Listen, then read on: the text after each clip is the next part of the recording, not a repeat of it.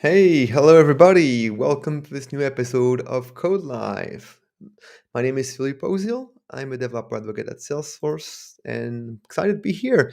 Looks like my camera is misbehaving, so that's an off start. Let me try again, see if I can fix it. Obviously, that's always the joy of going live. There's always something new. So let's see if I can get my face on. Otherwise, we can do it without me and my friendly face. Let's see. Interesting. All right. Well, never mind. You won't see me. I'm here, but you won't. Looks like you won't see me live. Anyways, let's not get distracted.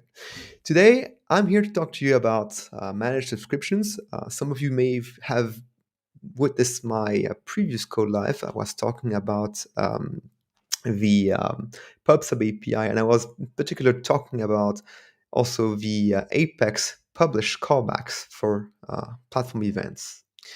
So we are going to continue in a similar vein. We're going to talk about managed subscriptions, and this is something that is affecting or working with the sorry, I'm still distracted by my camera. Let's see if I can. Yeah, no, I can't. I really, for some reason, it doesn't work. It's a shame. Never mind. I was going to say I am going to talk about managed subscriptions, and managed subscriptions is a feature that is in beta right now. So make sure you follow the traditional forward-looking statement. It is something that is not yet GA, so this may change by the time we go live. So bear in mind this, because what I'm going to demo today is still beta. All right. So without any further ado, what I'm going to talk about is walk you through a demo of the use case of the streaming API. So how does this work? What's the purpose of managed subscriptions? Let's go ahead and dive into it. So I'm going to switch to my screen since you can't see my face, unfortunately, and I'm going to guide you through what we want to talk about today. Again, better features, so bear in mind that it may be changing a bit by the time it gets to GA. I have the feeling that it's pretty robust. I've played a bit with it, and I'm pretty excited with the way it works. So hopefully they keep it this way and just work on making it more robust. But let's talk about the basics. Why do we have managed event subscriptions? Well, if you've worked in the past with the streaming API and the more recent PubSub API, you've noticed that when you build something that is going into production, keeping the state on the client side is pretty hard. Every event that is being sent with the PubSub API or with the streaming API has what we call a replay ID. And this is something that identifies the message and also helps us figuring out the timeline in terms of message deliverability. Now, the problem is with these kind of event-driven architectures is that the data being sent through these APIs are not persisted in the database. These are not records. So the events that are being sent with these API go through the Salesforce event bus, and they can only be replayed or inspected, I should say, for a given limit, and that's called the replay window, the retention window, sorry. Now, what it means is that if something happens to your client, like for example, if there is a crash, or if even the Salesforce event bus goes down, you have a limited window of opportunity to replay those events. And to be able to replay those events, well, you have the replay ID here, which lets you say, from a given point in time, I want to repeat everything that happened until a given point. Now, the purpose of managed event subscriptions is that it alleviates you from the effort of keeping track of the latest received replay ID on the client side, because normally it's the job of the client to request events from a given replay ID. And so when you do this, obviously, and you don't have managed event subscriptions, you have to keep track of all the replays IDs you've received to identify at which point you stop receiving events if you want to resume operations. And if you look at the details of a traditional PubSub API service, on the right side, the client, and on the left side, on the left side, the client, and on the right side, the server. And normally what you would do is that you would request events, and the server would send you the batch of events, and then you would request more events.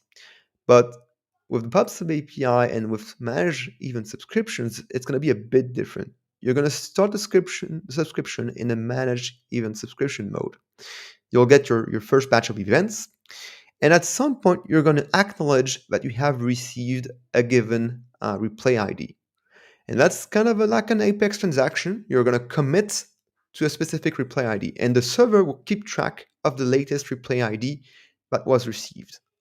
And so what it means is that if something happens on your client side, if it crashes, when next time you reconnect, you will reconnect with the subscription, and you will be able to pick up from the latest committed replay ID. The server or the Stateless platform keeps track of the latest replay ID you have committed.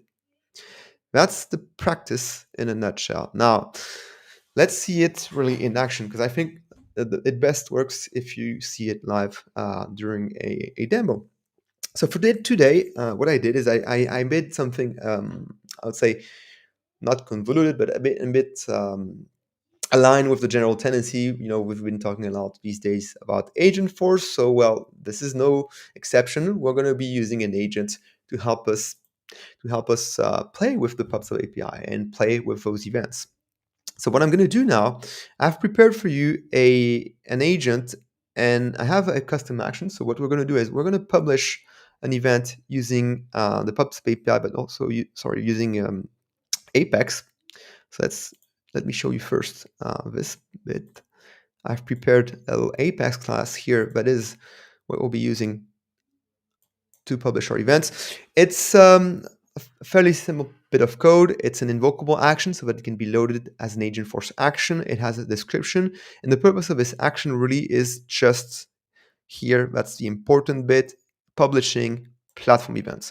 Now, I've prepared a very simple platform event with a single field, a message C field, and we're going to be seeing how we can send events.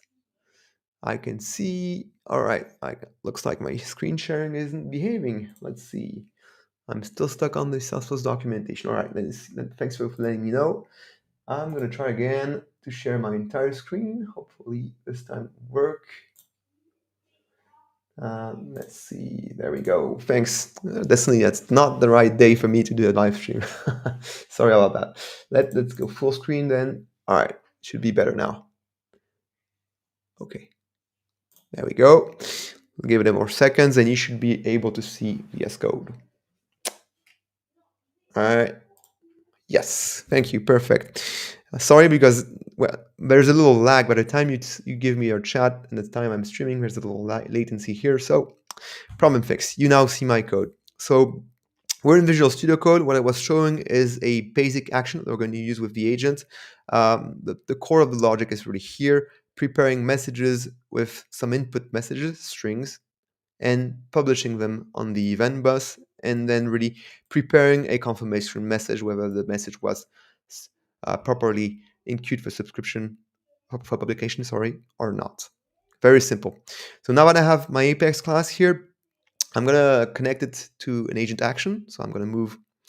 Oh, sorry, I messed up. That's my fault. I stopped sharing instead of hiding the sharing message. Let me do it again. There we go, better. So I'm going to create an agent action I mentioned,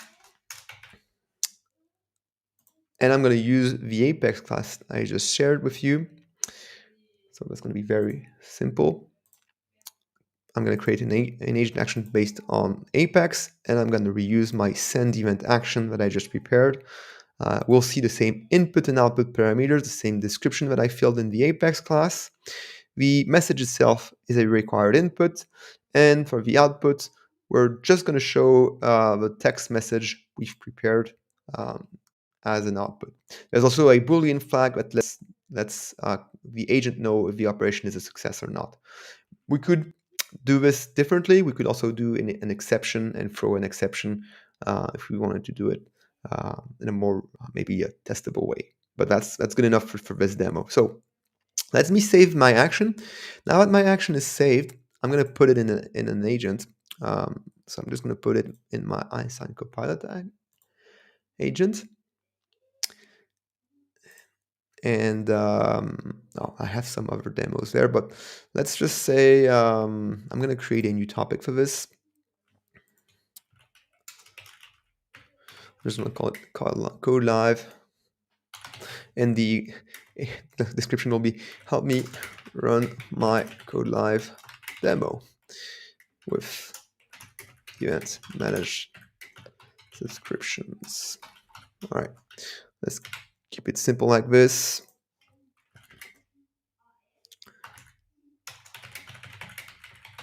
Use the send event action to publish platform events. Obviously, that's a very basic use case. You can imagine that you can create more, I would say, meaningful things, but I'm going to keep it to a bare minimum. And I'm going to use my new send event action. That's going to be good enough. Normally, a topic would be something with better descriptions and something more advanced. So right now, what I did is I took my Apex class that is an invocable action. I could use this bit of Apex in other contexts. I've converted it into an agent action, and I've added it to a new topic in my existing agent. All right. So you can see here, there's my topic, and there's my action. Now, what we can do is test it. So let's just say send a hello world message events. Actually, I'm going to call it events so that it knows how to use it. Now, if anything goes well, it will identify the topic that is my codeLive topic, and it will pick my send event action. Let's see. Yes, it did. So this bit at least works. It picked the right action, you can see, and we got the event sent successfully, right? So we weren't really even, at this point, we weren't even looking for the message. So that's the next step. We're going to be checking if our event is being received. So to do this, what am I going to do? Well, I'm going to start to create a managed subscription. And to do that, there are different ways of doing it, but you need generally access to the Stateless APIs. And one of the ways to do it is documented in the description. There is a section which is called Configure the Manage Event Subscription, and basically it will tell you what are the endpoints to create this. And what you need here is the tooling API. Now, there's no user interface to manage and configure your event subscriptions at the moment, so that's something that needs to be done with APIs. But the good news is we already have what we need to do this thanks to the Postman Platforms API collection. So I've prepared, it's already available here. I didn't do anything. It's already live in the Stateless Postman Stateless Platform APIs collection that you can fork right now. And if you look at the collection here, there is an event platform folder here which contains a set of operations that are related to eventing, so PubSub API and change that capture, etc. And in the event platform folder, there is a subfolder called Manage Event Subscriptions. And there you'll see a number of operations that lets us configure and control the Manage Event Subscriptions. Some of them already have information that is preset, so we don't need to reinvent the wheel. We can just borrow from these existing templates. For those of you who don't know what Postman is an API platform, and it's pretty convenient because it lets us share and reuse API request templates. And in the context of Stateless APIs, we have a bunch of different collections that hold hundreds of request templates that you can use. The most popular one being the Stateless Platform APIs, and it has access to a variety of APIs. Now back to our use case. We're going to be using these requests from the Manage Event Subscription subfolder, and these are all based on the tooling API. What we need to do first, as I mentioned, is create an event subscription, Manage Event Subscription. And it's using the tooling API, as you can see here, creating an object of type Manage Event Subscription. Now, there's already something pre-filled here. I'm going to replace it with my own. You're free to enter whatever name you want. It's typically an API name, so you'll have to be creative. What I'm going to do is I'm going to actually reuse the name that I've prepared on my client demo. So give me a second. I'll grab the same name so that I avoid any stupid mistakes. I'll get back to this code later. I'm going to be using manage sample PE as my channel name. And there we go. I can put a label on it. So I'll do the same thing without the underscores. And then that's the topic name. So if you've been using the PubSub API, you are probably familiar with this. This topic name is an identifier for your channel. And when the prefix is /data, it's generally a change data capture event. And in our case, we're going to be using a platform event. So we're going to be doing /event. And then the name of our sample platform event. So that's sample __ e, because custom platform events end with __ e. Now, again, managed subscriptions work with both change data capture and platform events. They can also work with custom event channels, by the way. But for here, for this demo, we'll keep it simple. We'll just work with a platform event or sample platform event. Now, there are a number of things we can fine-tune here. There's the default replay option and the error recovery options, and these can be latest or earliest.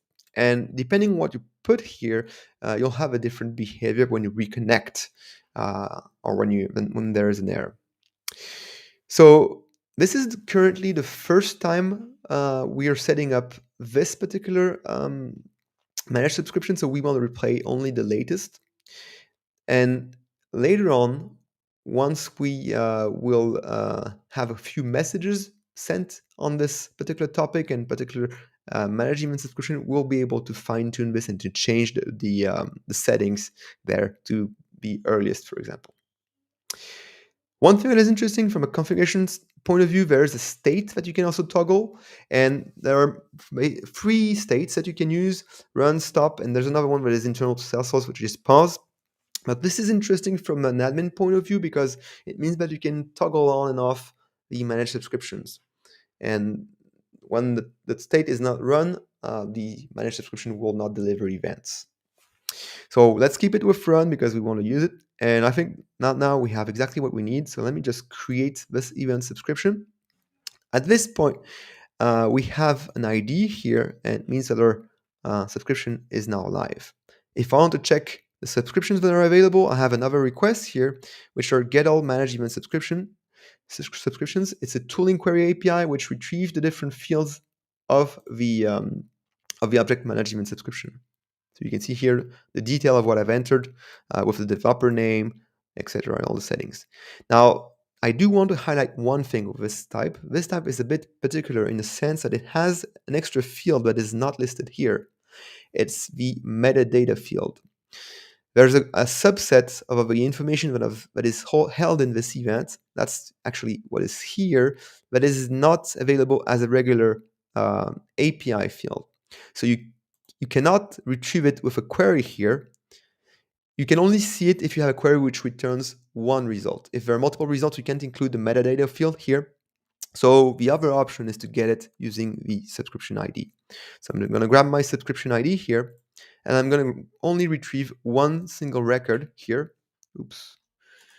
Let me just get rid of the extra bit of text around. There we go. I'm just going to retrieve one single management subscription. And you can see here that I have this new extra field, the metadata field. That's the field that contains the configuration of our managed subscription. This is the most important one because this is the one you'll be modifying during the lifetime of the subscription. Here you'll be able to patch the record, put it, for example, into stop mode, or tweak the default replay options and the error recovery replay options. Right. And yeah, that's in a nutshell how you prepare for it. That's the first step, creating the managed subscription. That's what we just did right now. Now, what we can do is work with an API client, a PubSub API client. There are a bunch of API clients that are available. They're available on GitHub. If you go to the actually, you can go directly to the official pub API repository. And from there, you're going to see that they have a number. Since the PubSub API is based on gRPC, there are a number of clients that are available. In this official repository, you'll see for Go, Java, and Python. The Java one being generally the most advanced and the most feature complete one. But I also, as an individual contributor, I'm adding to the mix, and I have my own Node.js client, but I'm also maintaining. But again, I'm not. I want to highlight the fact that I'm not on the product team for the PubSub API, so I may not have the exact same feature coverage, and I may not have exactly the same response time. So back to this other repository, that is my repository. That's the one I will use for this demo, the PubSub API Node client. I've just added support for the managed subscriptions today in the latest version, and that's what I want to show you today. I'm going to be using this one. But if you look, for example, at our Agentforce resources on YouTube, for example, you can see an example of how you can use the official Java client as well. There's a presentation that has been recorded and saved covering managed subscriptions. So that's another resource that you can use. So I'm not going to go through the entire documentation or through all the possible features of the client. I've just prepared a basic source code that is what we need to interact with the PubSub API with managed subscriptions. So let me go back to this file here, and let me just maybe focus just on this so that we can see it. That's a little client that I built using my library, the PubSub API client. And what it does essentially is that it will reconfigure from some configuration, connect to the Stateless APIs with some security variables. So here I'm using a username password flow. This is fairly simple to configure, good for a demo, but don't use it for production. For production, you generally want to use JWT with a certificate. But this is supported by the client, by the way. Here I wanted to keep the code very simple and straightforward. You have all the possible authentication mechanisms here. So once you've built your client, you connect to the client, so this will make sure that your credentials are okay. Then you prepare a subscribe callback. So the subscribe callback is a function that will be able to handle all the different kind of events that can happen on the PubSub API clients. I'll show more of it later on, but let's just move forward. Once you have your subscribe callback ready, you call a method from the client to subscribe.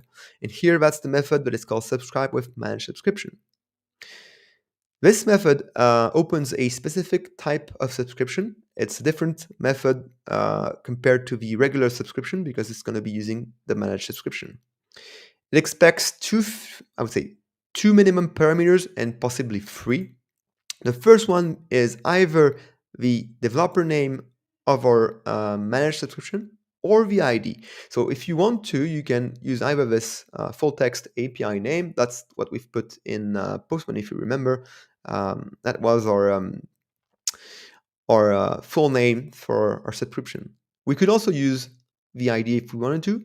Both of these parameters work, and the client is smart enough to figure out whether you entered a subscription ID or an API full name. So that's the first parameter. The second parameter is the subscribe callback function. That was the huge chunk of code that I've just minimized here so that we don't get distracted. And finally, the last parameter is the number of events that you request. This is optional. If you look at the documentation, if you don't specify a number of requested events, we'll go in infinite mode, and basically we will automatically request additional events after a certain number of batches. So for this demo, we'll just keep it simple. We'll just ask for 3 events as a start. And then each time we receive an event or something happens on the gRPC API, we call the subscribe callback. So let's take a look now at the callback. There are different sub-callback types. The first and most useful one being event. And this is basically when we receive an incoming event. Obviously, in my case, for this particular demo, I'm just logging things. I'm not processing really anything on the in terms of event. I'm just logging things. So the first case is event, and then there are a number of other things. For example, there's the last event bit, which is when we've reached the end of a batch of events. If we specify the number of events, like we specified 3 events when we did the subscribe call. When we reach the last event of these 3 events, here I'm going to call the commit replay ID. So that's going to be sending back to the server the latest replay ID that we received. You're free to adopt different strategies here. You can use this for the last event, or you can also try to commit for each and every event. Now, it's not super efficient to do this for each and every individual event, so you probably want to have a mix between a subset of events, like every 5 events send a commit replay ID, or maybe every 5 minutes. It's up to you to figure out what's the right the right granularity for sending replay IDs. But do this kind of often because, again, it's helpful in case of error recovery.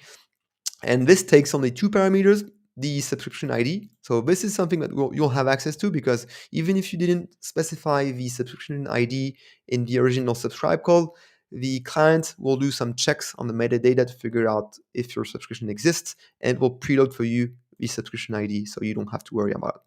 And the second parameter is the latest or last replay ID that you received and you've acknowledged. I see a question in chat.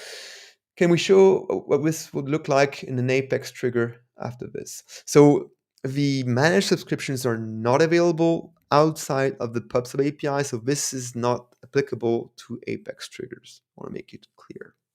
This is only something that is available in the context of the PubSub API, so outside the Stateless platform. All right. Then there are a few sub events that can happen. The end of the stream when the gRPC client is closing down, in case also of gRPC errors, and a few, I would say, lesser known or less useful things. I've kept them here just to log and show you what are the different kind of things that could go on. But in our case, we'll really focus on 2 things: the last event bit with the commit reply ID and the actual event handling. All right. So that's it in a nutshell. You see, it's a very simple bit of code, just 100 lines of code to do this. Obviously, there's no event processing here, so it can get way more complicated when you get into real use cases. So I'm going to launch my my demo, just no demo, and we're going to connect. All right, so what's happening behind the scenes is that here I've used my username password mode. If it just connected to my demo org, the one we just saw a second ago. It then loaded the PubSub API, got the basic default endpoint. It prepared a managed subscription request, and you can see here that's the parameter we passed. We connected with the developer name for managed subscription. Again, we could use the ID here, and we requested 3 events. Then what we did is that we used the tooling API to double check that we do have a managed subscription with the right name or right ID. So here we have our API name and the matching ID. And this here is the metadata part of our managed subscription. So that's the default replay settings and the state. At this point, if the state of the subscription wasn't run, we will get an error here because we won't be able to receive anything. But here it's state run, so we're ready to receive things. And after that, we establish using gRPC the actual subscription, and we're ready to receive 3 events. So nothing is happening at this point. Well, that's because we haven't sent an event at this point to the channel. So let's do this right now. I'm going to minimize this, put it on the side, and I'm going to try to keep a look at the terminal as I play with my action, my agent builder actions. Let me just go and put these silence. All right, let's try to see. All right, let's just say I'm going to add to send hello codeLive as my new message. All right. Then my agent will fire an action. And then you can see here, it worked. My event got sent successfully. And here you see that we received our event. That's one event with the message hello codeLive. So that's how we receive an event. And I see I already have another question in the chat. Thanks, Ike, for good questions. Would this be available for AWS Event Relay? By default, the event relay uses only the regular subscription, I believe. But that's actually a very good question. I will need to talk to the event team, see if they envision it. I don't think it's the case yet. It's only a basic subscribe. Now, as the product evolves and maybe as we get to GA for managed subscriptions, maybe you'll be able to use the same feature directly for event relay. All right, so we sent an event. That's fine. I'm just going to send a couple more ones just to make sure. I'm just going to increment this with. I'm actually going to ask more events. Let's see if it's able to send a bunch event. Send 2 events with hello 1 and hello 3. Let's see if the agent is smart enough to call twice the action with 2 messages. Let's see. I'm not even sure. I've never tried this, so this is live demoing. I know the logic is there, but I'm not sure the actually it sent the 2 events, so that's pretty good. It did work.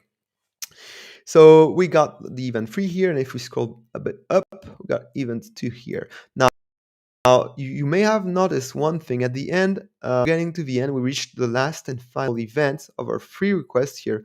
And one other thing we did is that we sent the replay ID commit request. So if you remember the logic in our code, when we reached the last event here, we send a commit replay ID request here. So that's to notify the server that we reached the end of the stream. And then what happens by default is that after 1 second, the client will close. And that's what you can see here is clearing subscriptions and closing the gRPC stream, and it will shut down nicely. So that's a good start. It's just the basic behavior, but we haven't seen really something go wrong there. The event, the stream went live and it got the event and then shut down. Now, what would happen if we reconnected? So let's just see. Let me clear the console now. And let's see what happens if we start again the demo. We sent a request for the free events and we're waiting for the next free events. But we haven't committed any replay ID. So what would happen if, for example, I were to shut it down again and send maybe some additional events? Like, for example, I'm going to say send 2 events. I'm going to add new events to the batch here, 4 and 5. And let's see. So my client is not listening at this point, but I'm still going to send those 2 events using my action. You can see they're being sent successfully. Now, what happens if we try to reconnect? Because we haven't committed the replay ID for these 2 events. So normally, if everything goes well using the managed subscription, we should be getting those events. And you can see here, that's the case. We got number 4 and number 5. That's the magic of managed subscriptions. We don't need to keep track of the latest replay ID because as soon as we shut down our client, we lost the state of the latest received replay ID on the client, but the server kept it for us. The server kept track of what was the latest received replay ID. Now we can still continue to play with this. For example, we can change the state of the subscription if we wanted to. So I can show you that.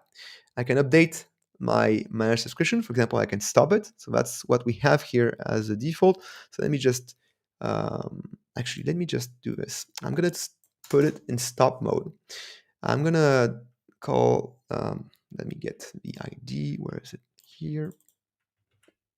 I'm gonna send a patch request to update my my managed subscription, and you can see in my body I'm just going to modify my metadata state to stop. So I'm going to shut down my my managed subscription. Now I haven't tried this yet, shutting down a live client. I don't think that it will disconnect my client, but we definitely won't receive anything else. And if I were to restart it, we would get an error. So let's see. I'm going to kill it and I'm going to relaunch it now. And you can see here now it's not happy because it saw that my managed subscription went in stop state. Now let's play again a bit more. I'm gonna put it in another state, and we can play with this different options. I'm gonna put it back in run mode. All right, toggling it back to run. I'm gonna restart my client. Now, one thing you may have noticed with my current strategic, I don't have. Oops, what did I do? I did not save. I did save my status. It's hard to read. Let's see. The state didn't get propagated. I think I restarted my client too fast. The bus still saw that the subscription was stopped. So I guess at some point the bus will propagate the change of the metadata. There's maybe a little latency by the time I call this tuning API and it gets to the event bus. All right, let me try again now. It's still in stop mode. Interesting. Let's go back to my metadata. Let's see. I'm gonna try to refresh it. Let me get my. Let's see. Yeah, my subscription is run mode, so it's interesting. The event bus thinks that it's not running. Oh, well, I guess we still have some bugs in there. Huh. Okay. All right, that's interesting. That's something I've seen before, but okay. I guess either it's a bug in my client or it's a bug in the way the state is propagated in the managed subscription. Um, that's interesting. Maybe there's a latency. I don't know. But I think you see the point. Playing with state, playing with the different configuration on the metadata side, especially the code replay and the error recovery replay. These are really where you can fine tune the behavior of the subscription. Really, I think that's it for the tour. What I could do if I really want to get this to run, I could delete it and recreate it with the same API name because we haven't used the ID here. I could really replicate it if I wanted to, but I'm not sure you'll learn a lot. I think it's better if you get hands on with it. Let me try maybe one last time to yeah, one last time to rerun the client. And if it doesn't work, well, I'll do a bit more debugging later on. Well, yeah, I guess I'm off to do a bit more debugging, but that's it. At least I got it to work for you. So you saw how this behaves, and you saw the advantage of not having to keep track of the replay ID on the client side. Again, I want to stress out the fact that this all depends on you using this commit reply ID method here in the right spot with the right strategy. Again, it's going to be a mix of doing it often based on the number of events that you receive and also making sure you call it also on a regular time basis so that the different commit replay ID calls are not too far apart in terms of time. That's it for me. I think I've covered the basics of the managed subscriptions. I'm gonna keep the connection open. If you have some questions, I'm happy to do my best to answer. But otherwise, thank you so much for attending. Oh, there he goes. I guess it got back. No, still not. Sorry. Well, anyways, all right. Some questions. Go ahead.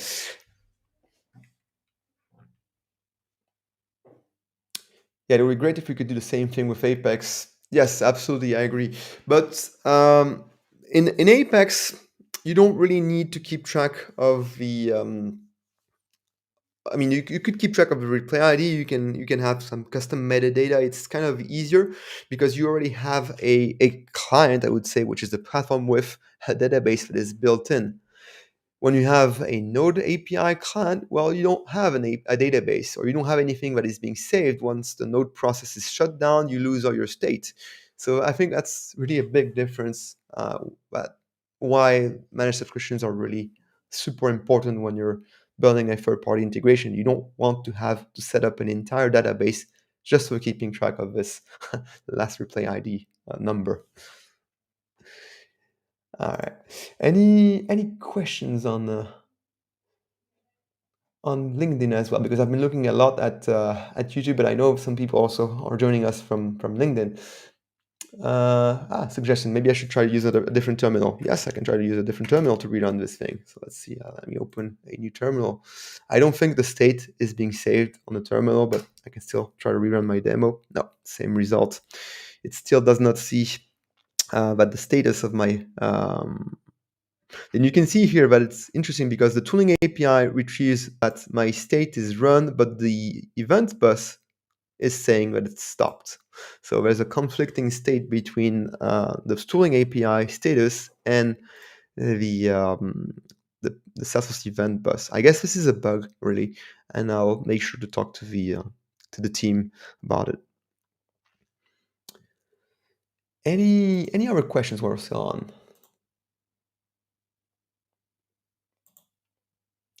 Some insights on pallet subscriptions. Well, yeah, I think it's definitely something that helps a lot with grouping and getting to receive large volumes of incoming events. And in the same way, there's also something that I'm just starting to explore, especially on this Node API client, that people should be aware of. In the methods you have on the PubSub API client, you have a regular you have a regular publish method, but you have also a publish streaming method, which is super important because when you send a lot of events, you don't want to open a new gRPC connection all the time. All of these are defined in this protofile, which is basically the interface for all the operations that are available on the PubSub API, and you'll see that there is a publish. It's at the end of the file. There is a publish operation, and that's the publish operation, which is a one-shot operation. And if we scroll down a bit in the file, there's also the operation. That's the one that I haven't implemented yet, but I'm working on for the PubSub API client for Node.js. And that's a way to basically group publish requests and keep alive a gRPC stream so that you can batch and do like bulk publishing. So that's also super important. The same way you do bulk subscribe, you also want to do bulk publishing because the PubSub API allows you to publish, but it's way more efficient when you have a bidirectional stream open to do this. Yeah. And yes, correct. The parallel subscriptions are GA. Yes, I failed to mention that. All right. I guess we're almost at time, and I'm going to have to call it a day. So thank you so much for joining. I hope you've learned something today. Remember, there are plenty of resources available out there. If you want to have another look at some more formal content, maybe less demo heavy, you can take a look at the Dreamforce demos that were recorded on our YouTube channel. There is a super interesting demo that is based on the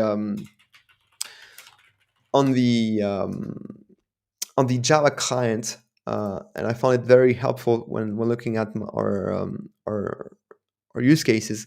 It's in the videos that are featured on the landing page here. That's from Jonathan Fox from the community. So shout out to him for doing this first presentation, which inspired me to adapt the API client. All right. Thanks a lot, everyone. Have a great rest of your day. Sorry about all the little technical glitches we had, but I think it was still a fun ride. So look forward to seeing you on a new codeLive episode. We still have a few more before the end of the year, so look forward to seeing you there. All right. Bye, everyone, and have a good rest of your day. Thanks.